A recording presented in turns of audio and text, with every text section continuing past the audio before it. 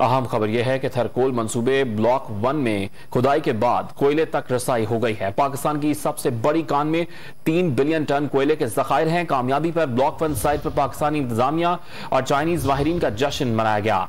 वजीर आला सिंध मुराद अली शाह मुल्क भर के अवाम को मुबारकबाद देते हुए कहते हैं कि मोहतरमा बेनजीर भुट्टो के विजन के मुताबिक सिंध हुकूमत की दूसरी बड़ी कामयाबी है। थरकोल इंतजामिया के मुताबिक सीपैक में शामिल थरकोल मंसूबे ब्लॉक 1 की सबसे बड़ी कान से 145 किलोमीटर खुदाई मुकम्मल होने पर कोयले का सबसे बड़ा जखीरा दरियाफ्त किया गया।